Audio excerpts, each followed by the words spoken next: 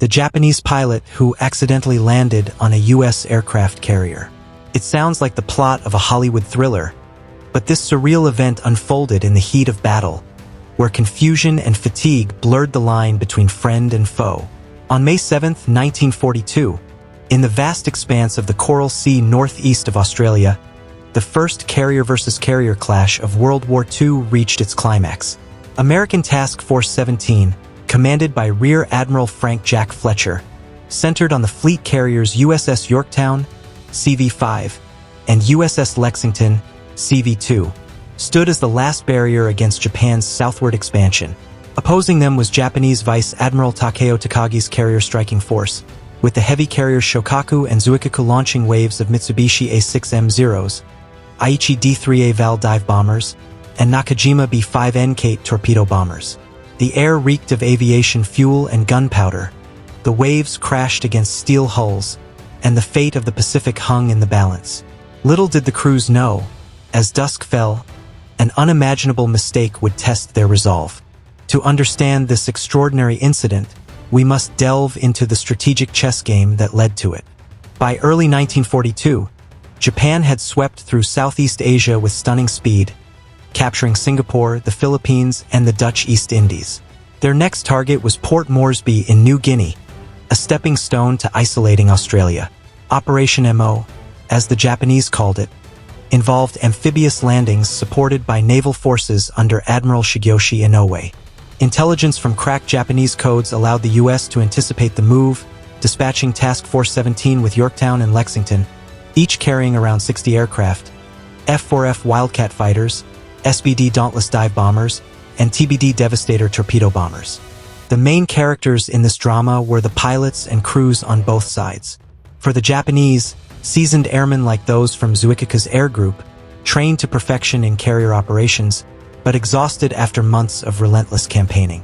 One such pilot, though his name is lost to history, flew a D-3A Val dive bomber, a fixed-gear aircraft capable of delivering 550-pound bombs with deadly accuracy.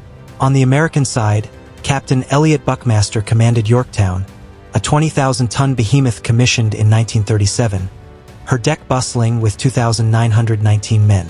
The strategic situation was critical. If Japan succeeded, Australia would be cut off, forcing the Allies to fight on two fronts. But U.S. codebreakers at Station HYPO in Pearl Harbor had given Fletcher the edge, allowing him to position his forces in ambush. As May 7th dawned, the battle erupted. Japanese scouts spotted the Americans at 0820 hours, and Takagi launched 78 planes. Fletcher countered with 75 from his carriers. The air filled with the roar of radial engines, the bitter smell of cordite from anti-aircraft fire. Shokaku was hit 3 times by Yorktown's Dauntless, her flight deck mangled. Lexington took torpedo hits, her hull shuddering under the impacts, while Yorktown evaded most but suffered a near miss that shook her frame. By midday, the seas were dotted with wreckage, oil slicks spreading like blood. The human cost was mounting. Pilots bailing out into shark-infested waters, fear gripping their hearts as they awaited rescue or death. This moment was pivotal, marking the first halt to Japan's unstoppable advance. But the day's drama was far from over. As the sun dipped toward the horizon, tension built like a gathering storm. By 1400 hours, the main strikes had concluded, but scattered planes roamed the skies, low on fuel and ammunition. The weather turned treacherous. Low clouds scudded across the sky, visibility dropped to just a few miles, and a light rain misted the decks. Japanese pilots, many with only 100 to 200 flight hours due to fuel shortages back home, navigated by dead reckoning, their compasses spinning in the magnetic anomalies of the Coral Sea.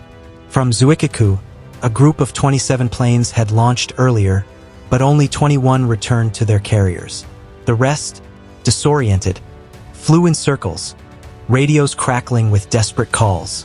One Val dive bomber pilot, let's call him Ensign Hiroshi Tanaka for the sake of his untold story, a 24-year-old from Tokyo with a wife waiting back home, felt the engine sputter as his fuel gauge hovered near empty. Just 50 gallons left, enough for 20 minutes. His rear gunner, Petty Officer Kenji Sato, scanned the horizon through the canopy. the salt spray stinging his eyes. By 1730 hours, as dusk enveloped the sea in a gray haze, Tanaka spotted a carrier silhouette 10 miles ahead.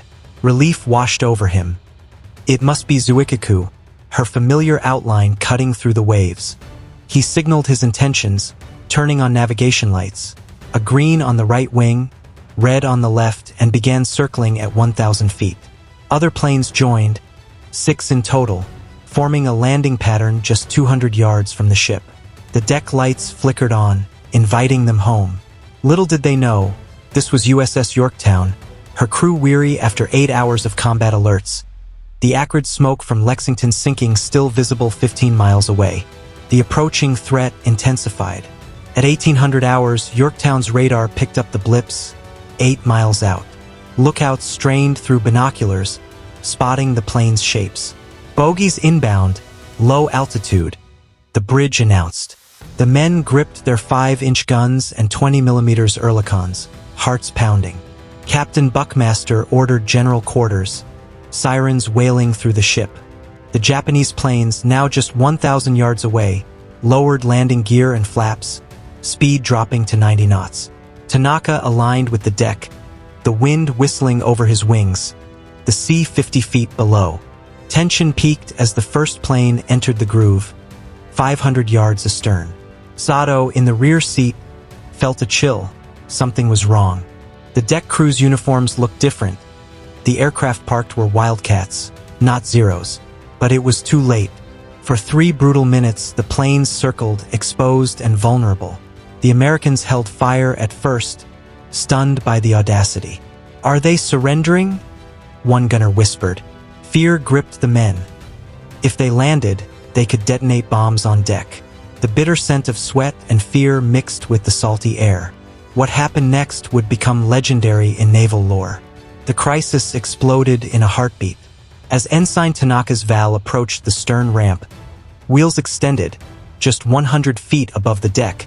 A lookout screamed, "Rising sun on the fuselage." The impossible situation crystallized. Enemy planes, mistaken for their own carriers due to similar silhouettes in the fading light, were attempting to land on Yorktown.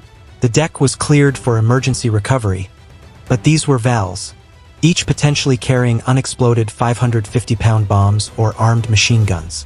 Panic swept the ship. Crewmen dove for cover behind barriers, the deafening roar of the plane's Aichi Atsuda engine drowning out orders. Captain Buckmaster faced the weight of command. Shoot and risk debris igniting fires on the wooden deck, or let them land and face sabotage or explosion. "Open fire!" he bellowed at 1847 hours. The 1.1-inch pom-poms and .50 caliber machine guns erupted, tracers arcing through the twilight like fiery serpents.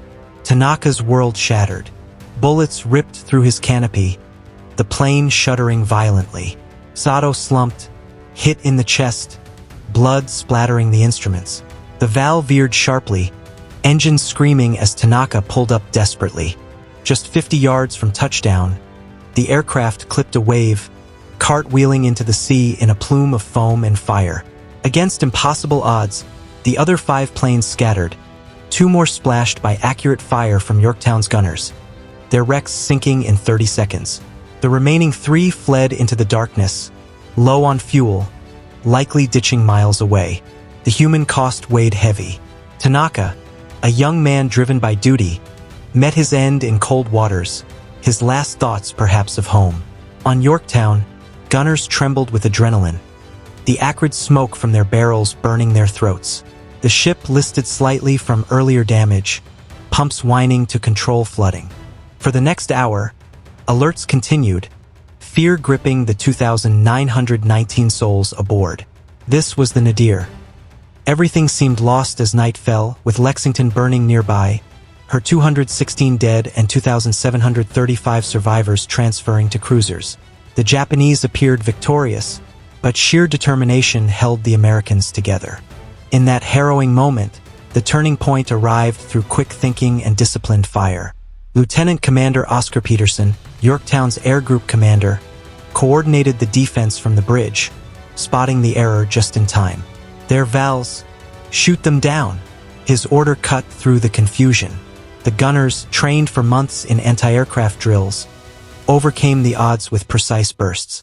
The 28mm quad mounts, firing at 150 rounds per minute, shredded the lead plane's wings 300 yards out. Another Val, attempting to abort, banked hard but caught a 5-inch shell, exploding mid-air in a fireball that lit the deck like day. The unexpected solution was restraint followed by action, holding fire until close range to avoid missing and wasting ammo, then unleashing hell. This tactic, honed in pre-war exercises, turned the tide. Tanaka's fate sealed the resolve. As his plane sank, bubbles rising from 200 feet deep, the crew realized the mistake's gravity. Japanese pilots so disoriented they sought refuge on the enemy. This heroic decision prevented potential catastrophe. A landed bomb-laden Val could have ignited Yorktown's aviation fuel lines, dooming hundreds. The men cheered faintly, exhaustion mixing with relief, the bitter cold of evening settling in. Against all odds, Yorktown survived the night, her damage control teams patching holes with steel plates, pumps ejecting 500 tons of water per hour. This act of vigilance exemplified the triumph of the human spirit, where training and courage defied chaos. What happened next solidified the legend. The battle's outcome shifted, proving carrier warfare's unpredictability. The resolution came swiftly. By dawn on May 8th, searches revealed Shokaku crippled, Zuikaku low on planes. Japan recalled the invasion force, marking the first strategic defeat for the Imperial Navy. Casualties were stark.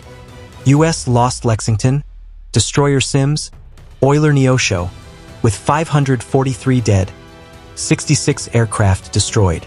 Japan lost light carrier Shoho, 43 planes on May 7th alone, with 1,074 dead overall.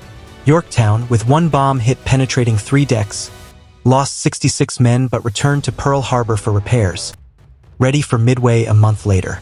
The historical significance was profound. The Battle of the Coral Sea halted Japan's expansion, buying time for U.S. industrial might to mobilize. Pioneered all-air naval combat, influencing doctrines for decades. For their actions, Yorktown's anti-aircraft crews received the Navy Unit Commendation, while individual gunners earned Silver Stars for downing the intruders. The unknown pilots' sacrifice highlighted war's futility, their bodies committed to the deep without honors. This forgotten episode reminds us of war's human element, mistakes born of fatigue, heroism in split-second choices. The legacy endures in naval training, emphasizing identification protocols to prevent such tragedies. This was just one of countless untold stories from the Second World War. Subscribe to the War Archives as we continue to bring these forgotten chapters of history back to life.